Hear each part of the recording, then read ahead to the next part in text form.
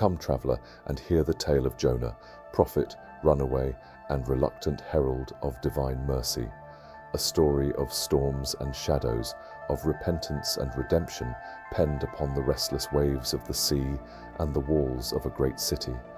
This is no mere fable, it is a revelation. And the word of the Lord came unto Jonah the son of Amittai, saying, Arise, go to Nineveh, that great city, and cry against it, for their wickedness is come up before me. But Jonah, Jonah, he rose to flee. To Tarshish he turned, fleeing not just from duty, but from the presence of the Almighty. Onward to the sea he went, but the Lord sent out a mighty tempest. The waves raged, the wind roared, and the ship was like to be broken. The mariners cried to their gods, casting cargo overboard, yet the storm would not relent. And where was Jonah? Below deck, slumbering as chaos reigned above. And the lot fell upon Jonah. What is thy occupation? They demanded. Whence comest thou? And Jonah confessed, I am an Hebrew, and I fear the Lord, the God of heaven, which hath made the sea and the dry land. So they cast him forth into the deep, and the sea, as though appeased, grew still. But Jonah's tale does not end in the deep seas. Now the Lord had prepared a great fish to swallow up Jonah, and Jonah was in the belly of the fish 3 days and 3 nights. Then Jonah prayed unto the Lord his God from the depths. I cried by reason of mine affliction unto the Lord, and he heard me. Out of the belly cried I, and thou heardest my voice.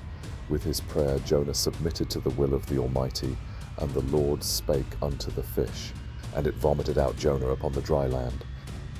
And the word of the Lord came unto Jonah the second time, Arise, go unto Nineveh, that great city, and preach unto it the preaching that I bid thee. So Jonah obeyed, and he entered the city, crying out with a voice like thunder, Yet 40 days, and Nineveh shall be overthrown. The people believed God. The king himself arose from his throne, cast aside his robe, and decreed a fast for all. Man and beast alike were covered with sackcloth, and they cried mightily unto God. But it displeased Jonah exceedingly, and he was angry. I pray thee, O Lord, was not this my saying when I was yet in my country? For I knew that thou art a gracious God, and merciful, slow to anger, and of great kindness. The Lord prepared a gourd to shade Jonah from the scorching sun, but the next day he prepared a worm, and the gourd withered. Under the fierce heat Jonah lamented once more. And the Lord said, Thou hast had pity on the gourd, for the which thou hast not laboured, neither madest it grow. And should not I spare Nineveh, that great city, wherein are more than 60,000 persons, that cannot discern between their right hand and their left hand, and also much cattle?